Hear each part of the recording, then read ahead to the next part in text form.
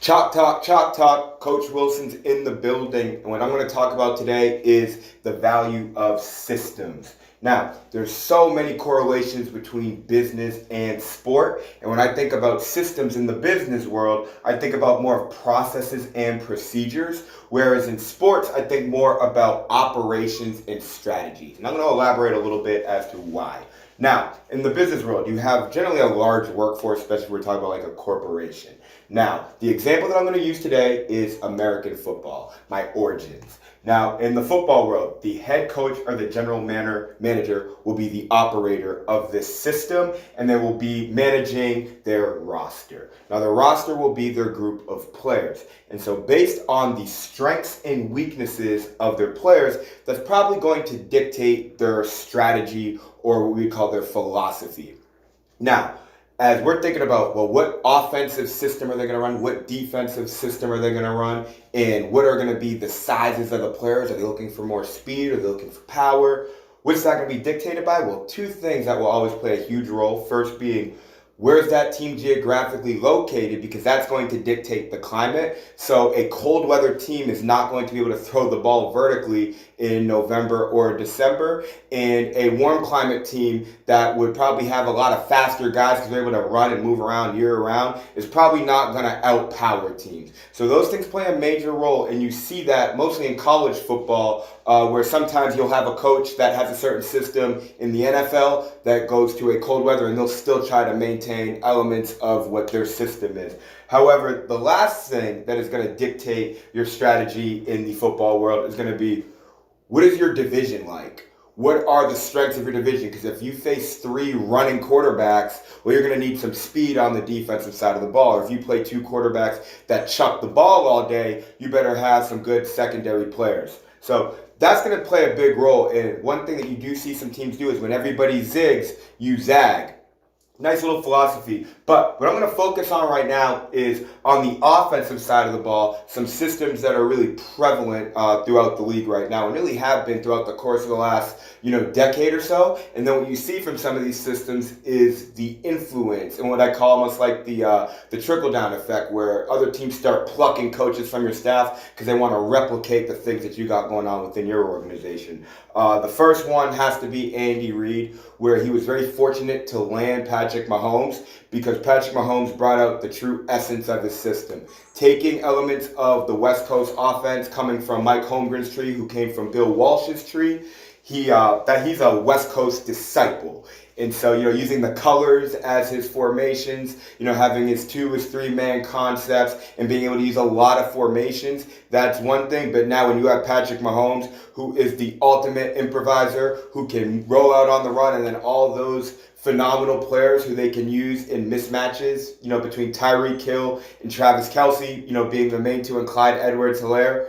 Those three guys give them so much flexibility. So I call them a spread coach because they do run a lot of those spread elements that Patrick Mahomes was using at Texas Tech. However, they still have some of those fundamental West Coast principles, which makes them a nightmare. And their personnel dictates a lot, but Andy Reid's offense has had major influence. And some of the teams that you see that with is Frank Reich running, truly his system.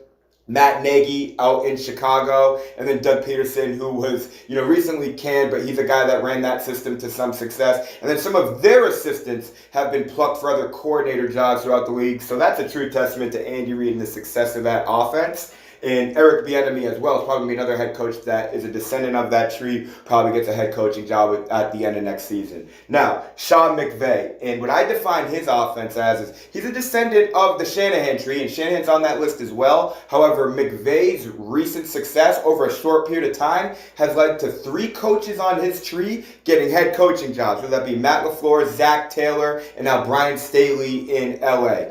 And so this McVay system, guys that, are familiarized with him, that makes you a hot commodity. But his system being based off of the inside zone, the outside zone. And that was a nightmare with Todd Gurley, and I actually think Cam Akers will fill that role pretty well. However, not just the zone, but the play actions. And the play actions are huge, especially when they have Cooper Kupp, Robert Woods coming in the jet motions, always giving the inside zone with the fake end around, or giving fake play action. And they run very simple concepts, but they throw a lot in the middle of the field. And when they run that inside-outside zone to perfection, it freezes the defense. And that's when they're really able to control momentum. So I kind of call what a lot of what McVay does is like real rhythmic build-up, set-up plays, and then you strike, which... Again, some of his principles, going back to the Shanahan tree, go right back to Walsh and some of the West Coast stuff. I think it's the tactical approach, and McVay's a guy that when you really watch the Rams play, saying, I see what they're doing. Very sharp, but that takes us to the next guy, and that would be Kyle Shanahan. I personally believe that he is the pound-for-pound best play caller in the NFL. With his way to use so many formations, I almost call it positionless football, where he can use infinite formations, run his base plays. Now, he still runs some power run game, but crushing the zone game, obviously. He's a descendant from his father's tree. And then finding some really unique mismatched players. Kyle Juszczyk, I probably pronounced it wrong.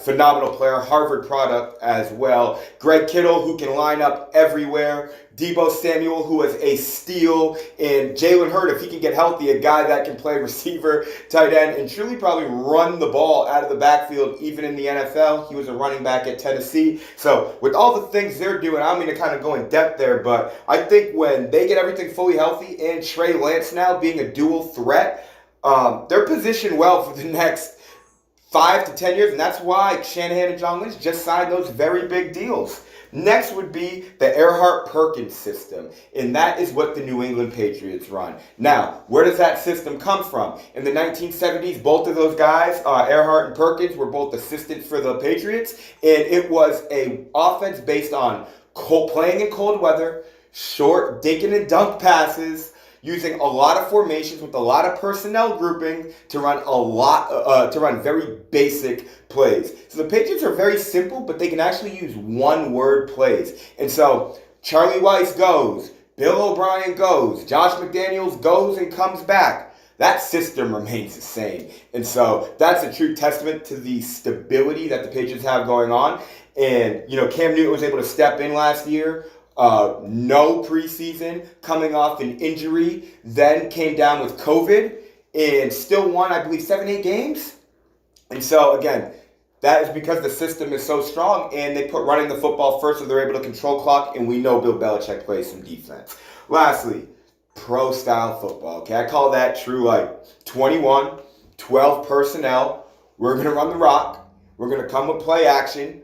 And we are going to control clock and be very methodical. Now, you got to play good defense if you do that. Now, Mike McCarthy, descendant from that tree with the Holmgren, the Packers, the Walsh, he's from that. John Gruden as well on the Raiders. Now, he really loves that stuff. John Gruden comes out with 13 personnel. Don't play with him. Then you look at Kevin Stefanski in Cleveland.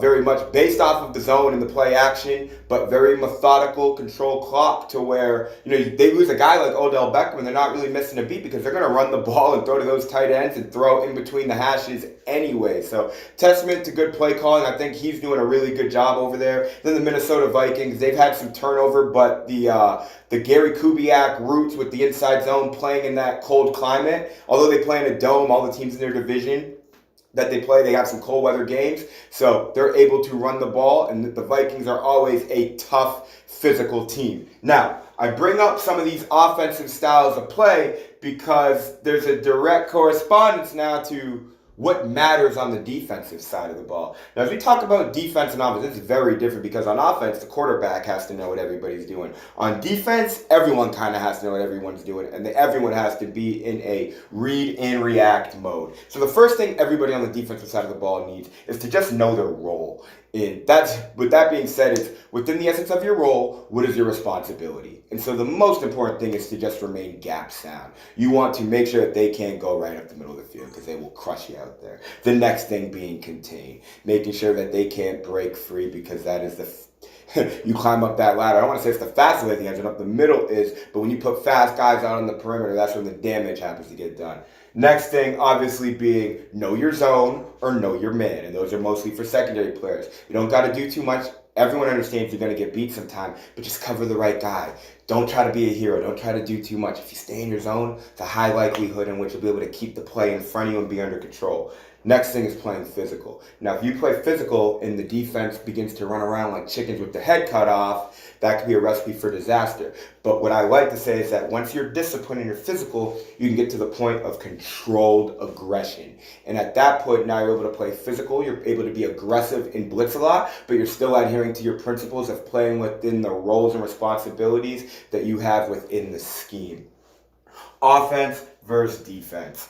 Right now, the offense is really taking precedent in the world of football, in which these coaches want to just score a lot of points. And so that's what really dictates what these general managers, what these athletic directors at the college level, what kind of coach that they want to then implement their system. But before a coach can even implement their system, a couple things that they have to think about as an organization, this is where pro football becomes unique, is because who's in charge? In Dallas, Jerry Jones is in charge. And the Raiders, prior to Al Davis dying, he was in charge. So they were running his schemes. The Raiders threw deep for years because that's what he believed in. You don't really see owners as influential now. So I would say that majority of coaches, like the Pete Carrolls, the Bill Belichicks, they have total autonomy of their roster. Kyle Shanahan and John Lynch work together. They know exactly what they want. And so, you can see that, and they're very stable. But that's going to then dictate the kind of players that you draft. Not only the kind of players that you draft, but the skill sets that they have and the size of them, all directly playing a role into how you're playing. And then based on you might develop running backs really well, like Shanahan. So you don't need to draft a running back, but because you don't need to draft running backs, you know that you can always get a guy in the 4th, 5th round that can produce. Where do you want to spend? Because now we never draft the running backs. Now we can spend money on D-line, O-line, the interior. It's always best to kind of have a balance, but like the Dolphins are a team that have gone all in on perimeter players. Now they'll be interesting, and they play in sunny South Florida, but it's going to be interesting to see if Tua is really built to be a high volume passer or how much they're going to commit to the run game, because it's all about balance. But lastly, when we think about the coach or the GM, whoever system it is, sometimes the GM might just go hire a guy to run their system. So an owner and a general manager are in the market for a head coach. In recent years, we've seen the trend for them to often look for offensive-based head coaches. That's where the rise of the Zach Taylors, the Matt LaFleur's getting jobs, and then guys like Cliff Kingsbury, who wasn't even very successful college coach. I don't believe he even had a winning record in his final year at Texas Tech. Then gets the head coaching job of the Arizona Cardinals.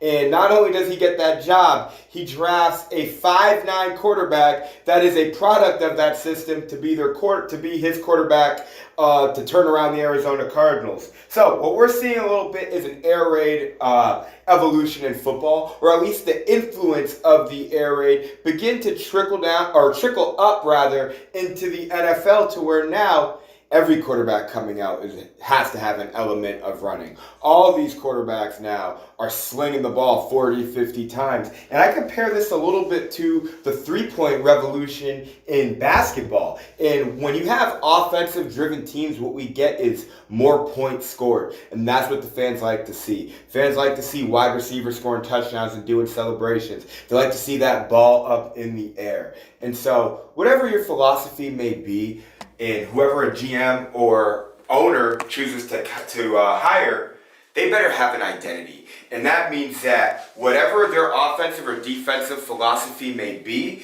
they better hire a guy to be the coordinator on the other side of the ball that has a real pedigree, whether that be being really successful at the collegiate level, having been a head coach in the past, or is that next upcoming coordinator. Because if you're a one-trick pony, you can focus on one side of the ball, that can leave major holes in your roster. Like, one thing that I'm really interested to see is if Cliff Kingsbury is going to be able to stop the run. What is the Cardinals' defense going to be like? And as of right now, it appears as if they've whiffed on Isaiah Simmons. And so maintaining your identity is very important, and that's why the Patriots and their lack of turnover and Bill Belichick having that strong system is why the Patriots are who they are, because everybody in the league knows what to expect. And that's a testament to their leadership. The head coach is the keeper of the vision. And the vision he's going to have is how he views his football team and the style he wants them to play. And so what that head coach has to do is he has to be a teacher. okay? He has to be a teacher of his philosophy. Not only just understanding the essence of the scheme, but the actual tactics, the fundamentals of playing. And it's better suited if that head coach understands all 22 positions and understanding, how each play can affect every single person on any given play. That is very important. And again, Bill Belichick has such a broad knowledge, and that's probably why he is the greatest coach in modern NFL history. From there, not only just being a teacher, but establishing a standard of performance and maintaining it. Bill Walsh was huge in establishing this standard, and he wrote a book called Find the Winning Edge.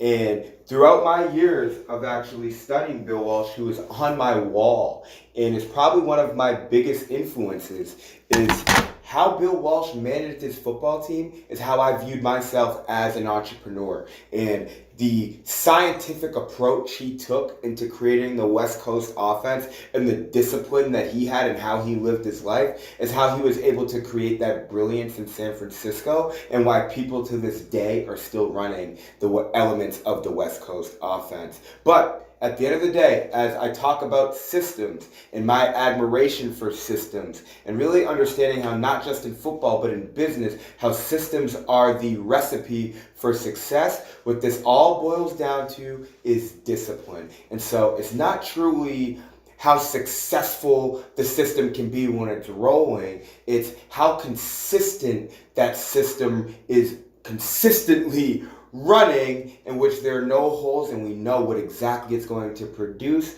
no matter the circumstances. I'm Coach Wilson here for another episode of Chop Talk. Hope you guys learned a little bit today in regards to how much business and sports are truly alike.